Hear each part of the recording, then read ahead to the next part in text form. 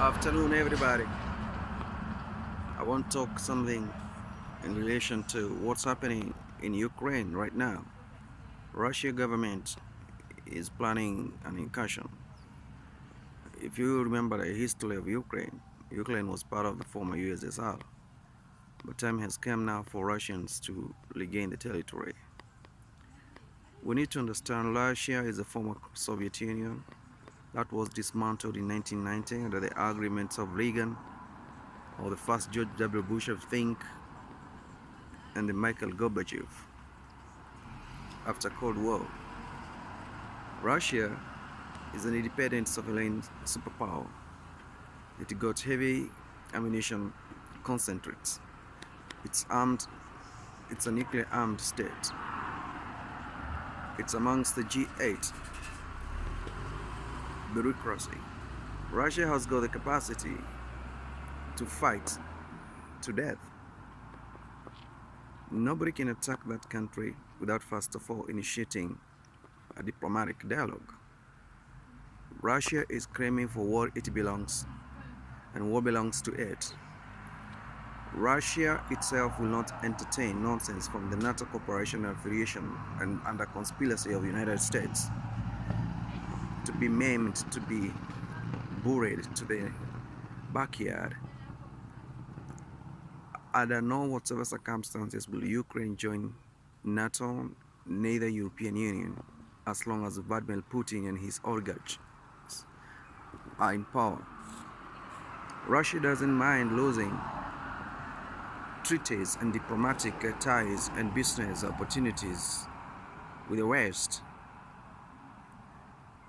over the issue of Ukraine because it is ready to lose, because Russia has got the backing of communist states like Vietnam, North Korea, China and Cuba, Iran and other separatist groups that don't affiliate with the Western cultures and Western modernization and political geo-positioning. Russia is a sleeping giant, and Russia can be considered as one of the strongest countries. What UK and America and their affiliations are forgetting is, military-wise, Russia is fit. Any intrusion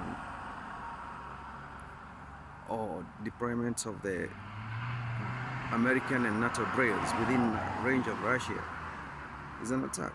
That's why Putin is putting pressure on them with the Belarusian president on the border of along the border of Poland, flying immigrants directly from Turkey to Poland to provoke or divert attention of the West.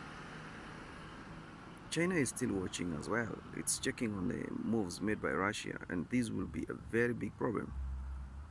Russian president is aware of all these events, and that is why he stands firm on his ground. Remember, he's one of the longest serving presidents.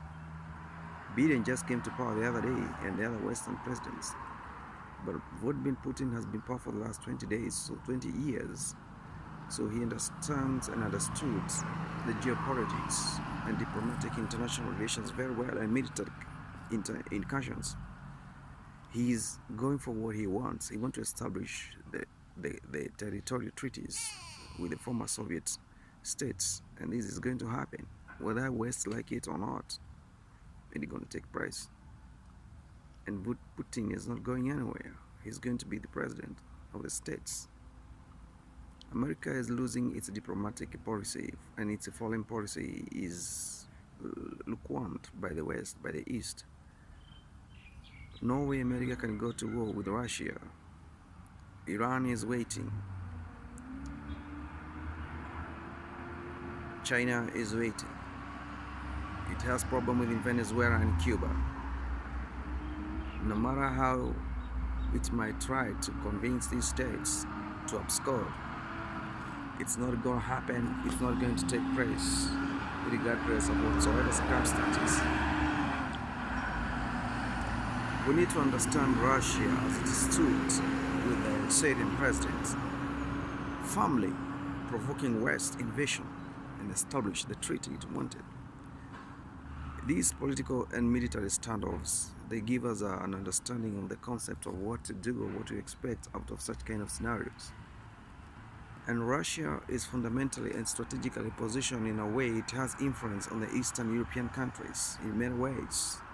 Whole of Europe depends on Russia for gas and petroleum production. These are the things we need to discuss overwhelmingly and come to conclusion what it is all about. Let's give Russia the dignity it deserves. Let's give it treaty independence. Let it establish what it needs. Look at the Germany. It's not talking about Russia in caution because it has a Nord Stream 2 project going on, and that project is a massive project that will cost overwhelming amount of money. We need to understand the source of this evil or this trading standoff. Saying they will impose severe sanctions against Russia from the SWIFT money exchange banking system infrastructure owned by the US, this definitely is going to hurt Russia so badly. But that does not mean that Russia will not annex Ukraine. Russia got oil.